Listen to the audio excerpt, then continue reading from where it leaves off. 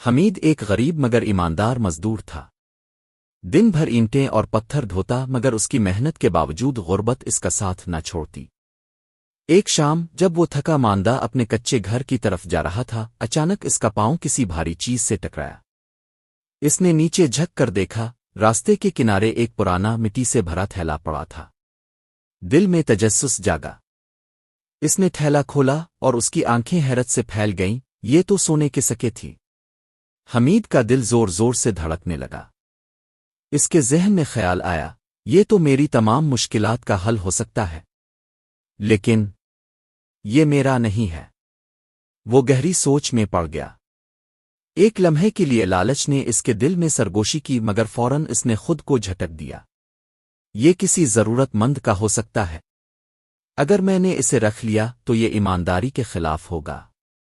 وہ سیدھا قریبی مسجد پہنچا اور امام صاحب کو سب کچھ بتایا۔ امام صاحب نے اگلی نماز کے بعد اعلان کیا کہ جس کا تھیلا کھویا ہے وہ آ کر نشانیاں بتائے۔ کچھ دیر بعد ایک بوڑھا شخص ہانپتا کانپتا مسجد میں داخل ہوا۔ اس کی آنکھوں میں خوف اور امید کا امتزاج تھا۔ اس نے کانپتے ہاتھوں سے تھیلے کی نشانیاں بتائیں۔ جیسے ہی امام صاحب نے تھیلا اس کے حوالے کیا، بوڑھا شخص خوشی سے رو پڑا۔ بیٹا، تم نے میری زندگی بچا لی، اس نے کہا۔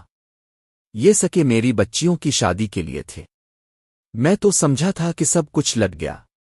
بوڑھے نے حمید کو انعام دینا چاہا، مگر حمید نے مسکرا کر کہا، ایمانداری ہی سب سے بڑی دولت ہے، مجھے کسی انعام کی ضرورت نہیں۔ بوڑھا شخص حیران بھی ہوا اور متاثر بھی۔ ایسے ایماندار لوگ اب کہاں ملتے ہیں، اس نے سوچا۔ پھر مسکراتے ہوئے کہا، بیٹا، اگر تم چاہو تو میری دکان پر کام کر سکتے ہو، مجھے تم جیسے نیک انسان کی ضرورت ہے۔ یہ سن کر حمید کی آنکھیں چمک اٹھیں۔ قسمت اس پر مہربان ہو چکی تھی۔ اب وہ مزدوری کے بجائے ایک اچھی ملازمت پر لگ چکا تھا۔ گاؤں میں سب اس کی دیانت کی مثال دینے لگے، اور یوں حمید کا نام ہمیشہ کے لیے نیک لوگوں میں شمار ہونے لگا۔